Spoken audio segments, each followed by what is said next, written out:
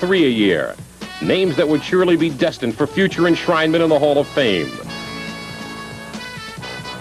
There was Leroy Jordan and Steve Sloan, Ray Perkins and Kenny Stabler, Johnny Musso, John Hanna, Richard Todd, and many more, including one named Joe Willie Namath.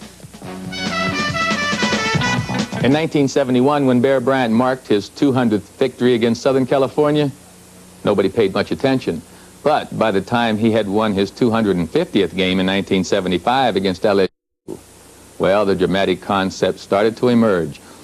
This slow-moving man with the fierce inner fire might someday break Amos Alonzo Stagg's record of 314 victories.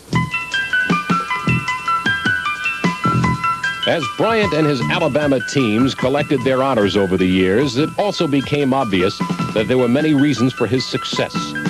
His abilities as a teacher, his way of attracting and molding great assistant coaches, his tremendous talent as a recruiter, and his knack of dealing effectively with his players on a personal basis. The football players gave Bryant their best, and he gave them the best in magnificent Bryant Hall, a very special dormitory for football players. And soon the man in the famous houndstooth hat was more than a football coach. He was growing into legendary status, a dynamic hero figure in the state of Alabama, who had turned Crimson Tide football almost into a religion. His was the most recognized face on television, the man that many people wanted to run for governor or senator. But all Bear Bryant wanted to do was enjoy his family and coach Alabama teams and see his players become successful in life after football. A moment now with one of my favorite people, Jim Goosetree, the head trainer at the University of Alabama. He's known Coach Bryant from the first day there. Say, Goose, tell us, what was it like the first day you met Coach Bryant? Back in 1957, I had arrived here 3 months before Coach Bryant came, and when he was hired, I was a little apprehensive about whether or not I might be retained, and as it turned out, one day in January after a basketball trip, he and I passed in the hall, and I said, "Coach, I need to talk with you." He said, "Oh yeah, I've been wanting to talk with you too, Jim. Come on down to the office." And we went in his office that it had remodeled.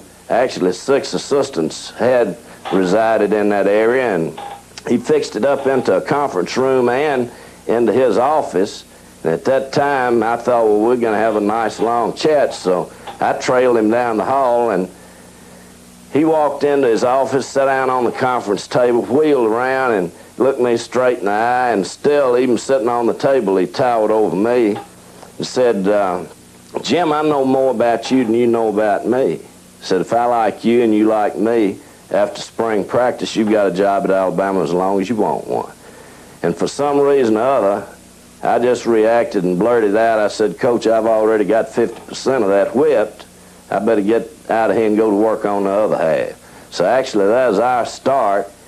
And of course, later on in June, as contract time came, he and I had a verbal agreement, and actually over the years, 25 years to be exact, I've never had a written contract with the University of Alabama or Coach Bryant, and he's certainly been awfully good to me, and you know how we feel about each other. Coach, tell us, did the 1981 season have any extra pressure, more so than the others?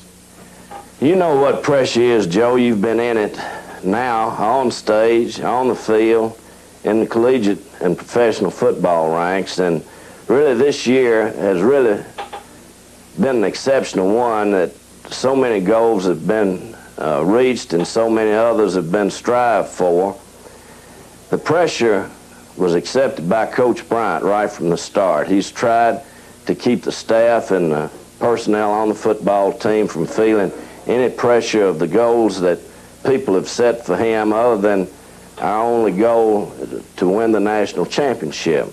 Hopefully, many of us, I feel sure, and in my case, I've self-imposed pressure on myself, and I would have to say that probably it has been a little different, because we all have felt the real desire and real need to help him reach goals that people have set for him and that he's set for himself.